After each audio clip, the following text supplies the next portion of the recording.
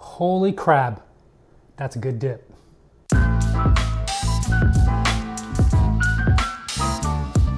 Let's start with the garlic. Grab 1 to 2 cloves of garlic, or even a third if you're a huge garlic lover. And you're gonna finely chop it up.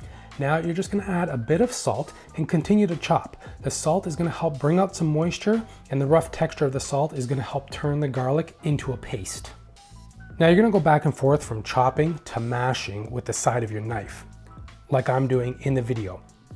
You're gonna press down on the garlic with the side of your knife and pull away, like so.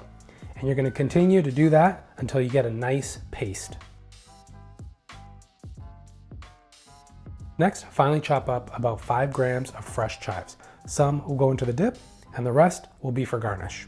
Now, of course, you can't have a crab dip without cheese. Well, I'm sure you can, but I can't. Let's grate some old cheddar, Gruyere, and, of course, Parmigiano-Reggiano. It's also time for me to buy some more Reggie too. Coarsely grate the Gruyere and the cheddar, and finely grate the Parmigiano-Reggiano.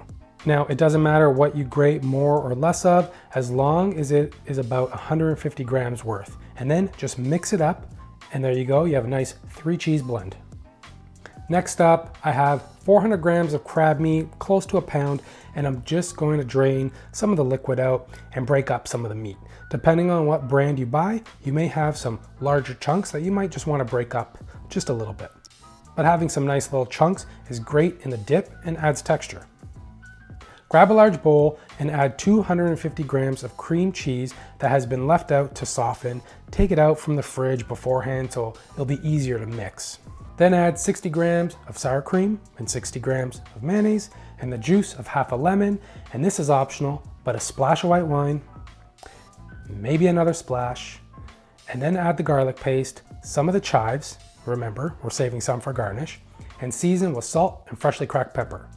Chili flakes for some heat, and then just a dash of paprika. All right, so we're almost done, but there's one last ingredient. It's definitely optional because it's not readily available everywhere. That is Nduja. Whether you get it in a jar or its traditional casing form, about a tablespoon of it in here is amazing. It's my secret weapon. And I wanted to share it with you guys. I didn't want to leave it out because if you do have it, if you can find it, add it to this dip. It just elevates it. It's amazing. I always try to have this on hand, so I always add it to my dip. But if you can't get it, can't find it, no worries. This dip is still amazing. I just wanted to share my little secret weapon when I make this dip. Now you can definitely add another spoonful of Nduja if you like as well. And then give everything a nice mix until everything is well incorporated.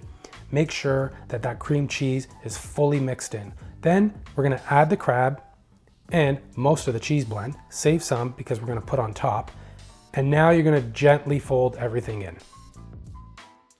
Then pour into a cast iron skillet or a baking dish, top with the remaining cheese and place in the oven at 350 degrees for about 20 to 25 minutes. You can definitely place under the broiler just before removing for a couple minutes if you want to get that cheese extra bubbly and brown. And then take it out, garnish with some chives, grab some pita, bread, crackers, or just a big spoon and bring it to the table.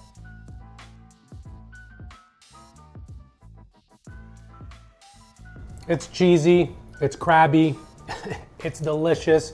I'm telling you, people will be asking you about this dip. And you know where to send them, right here to my channel. So I hope you give this recipe a go. And as always, the full recipe is in the description below. Please like and comment. Don't forget to hit that subscribe button. And until next time, ciao.